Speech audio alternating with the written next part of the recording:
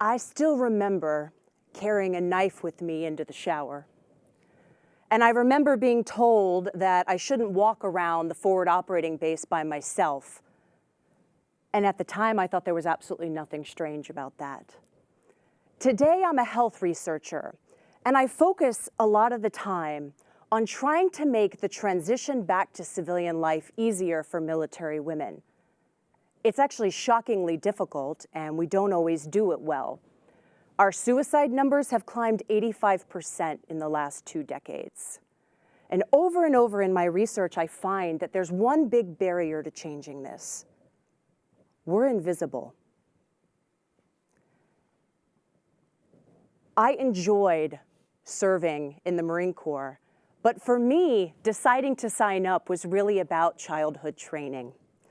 I was raised by a Marine Corps infantry officer father, and let's just say he brought the discipline home with him. I can remember Saturday mornings, and Saturday mornings were tough if on Friday night you hadn't remembered to put away your favorite toys. And he would bring out this big black trash bag, and we would wave goodbye to our favorite doll or truck or whatever made it into the bag and out to the curve. And you only had to have that happen once before you learned to stow your gear. We were an organized and hardworking little tribe, or else. And although we cried about it at the time, we laugh about it now. And it wound up being surprisingly good training for when I later signed up. I worried at first about some of the physical things that would be asked of me. We're talking 20-mile hikes with really heavy gear, muddy obstacle courses, just a lot of question marks. I remember bruising the entire length of my arm trying to teach myself to chicken wing over the parallel bars. But you can bet that I was proud of every single bruise. We joke in the Marine Corps about drinking the Kool-Aid. And this basically means fully embracing the culture and the lifestyle. And you really kind of have to. If you want to understand veteran women, you have to understand that culture and that lifestyle. It's one that we choose, and it's one that we embrace. Military women tend to be a little bit hard on one another. In the Marine Corps, we make up about 7% of the population. It's a little bit higher in the other service branches. Our standards are 0 defects, 1 represents all, and our judgment can be a little bit brutal. It can be a challenging place to walk around on a given day and to feel like you're part of the tribe. But I loved that tribe. And I felt like as long as I strove to be perfect, as long as I never used ramps on the obstacle course, as long as I could laugh off the occasional mildly sexist comment, as long as I could ignore that commanding officer who always had a joke for me about how bad at driving women are, I could be part of the club. And I love that club. The Marine Corps offered me opportunities to lead. It offered me tremendous challenge. It offered me education. But the Marine Corps offered me more than a few kicks in the teeth. I saw gender bias and sexual harassment, and some saw worse. But today, there are still Marines who, whether they live in Beaufort, South Carolina, or off in Puerto Rico, are my best friends, and they know me better than anyone else. I was markedly lucky during my time in service. I was often surrounded by really good people who had my back. On my deployment to Iraq, the Marines in my unit had my back to such a degree that they took to carrying spray paint in their cargo pockets, just like I did. Now, you may think spray paint is an odd thing to be carrying around a forward operating base in Iraq, and you would be right, but I needed it. I needed it to get rid of the decorations on the interior of almost every porta-john in Fallujah. There were these cartoons of me in graphic sexual positions, and there was commentary off to the side that multiple people had added to. And let's just say it got creepy really quickly, hence the spray paint solution. And at the time, I laughed it off and gave the artists points for their creativity. It bothered me, but I would never let anybody see that. I never wanted to be looked at as any different than any other Marine officer, and I hated anything that sounded like a victim narrative. So I thought when it was time to leave the military and go back to school and become a normal girl again, it was going to be a breeze. I could handle that. It wasn't. I struggled with communication. I was a very intense person. I knew how to press the gas. I couldn't tell you where the brake was. And that only works for so long. My unraveling started in the most unexpected place. It was a really good date. He smiled at me, and his smile lit up the room. He had one of those smiles that you think when he looks at you, wow, that is a lot of really white teeth.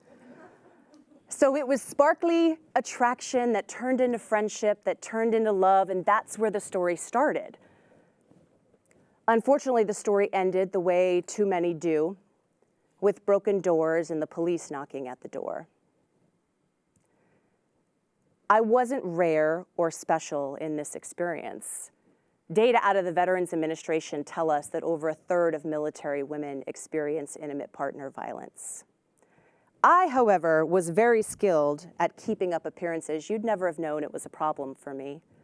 When an angry outburst left a foot-sized hole in my wall, I just moved the furniture and called it redecorating. When folks came to visit, I had these really clever explanations for why a door was off the hinges.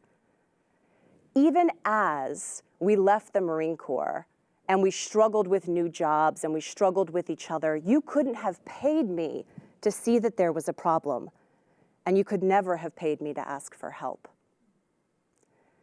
This is a narrative that isn't strange. The story isn't rare, and I wasn't unique in my attitude or my aversion to letting anybody see cracks in my armor.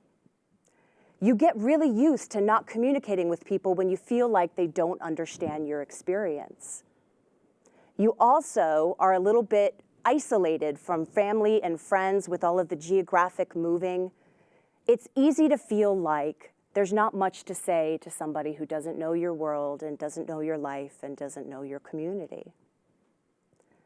So for me, finally, I was alone in my apartment looking for a really good place to hide the ammunition so that it would be separate from everything else. And even I had to finally admit that something wasn't right. And I packed the car and I left the state. I wasn't sure if I wanted to. And where did I fit in? I certainly wasn't going to go socialize with older veterans down at the VFW bar. I didn't need to be around alcohol at that juncture anyway. And the civilian community wasn't any better. What did I have in common with somebody in junior league? I was weird. The very word veteran calls to mind the image of a man. I'm guilty of it too, especially when you say combat veteran. But there are 1.6 million women veterans in the United States today, and over 30% of those are post 9/11 era, meaning younger veterans. Our experiences and our issues are markedly similar to our male colleagues, but we have some unique ones as well. Often those come down to questions of access. The systems, and I'm talking both governmental and nonprofit, were very rarely built with us in mind. It also is an issue of social support.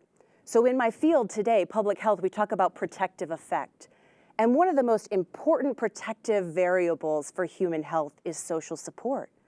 And yet military women are much less likely to experience a lot of unit cohesion and social support while they're on active duty. And this manifests in our health outcomes later when we become veterans. The issues are there, but we don't talk about them. The issues aren't necessarily visible. And yet, military women are some of the most resilient leaders you'll get to meet. I know a woman who left the military with significant physical injuries and an assault history, and she went on to start a business that does wellness services for our wounded warriors. She serves every day and tries to help veterans get things that she didn't have. A woman Marine started the Service Women's Action Network. It's a nonprofit advocacy group that lobbies for health issues that impact active duty and veteran women. We are going back to school. We're using our GI Bill. We're small business owners. We're actually overrepresented in the entrepreneurial spaces. We're advocates. We're champions. So many of my sisters are absolutely fearless. So see us, hire us, make space for us in your veteran service organizations. Recognize that, yes, we have some unique experiences and some unique issues, and care about them. Care about them enough to have us at the planning table when you're working on your next veteran outreach project. It can make all the difference in the reintegration experience for the military women that come after us. These military women are resilient leaders. They're politicians like Senator Tammy Duckworth. So recognize that, and let's alter the paradigm. Thank you.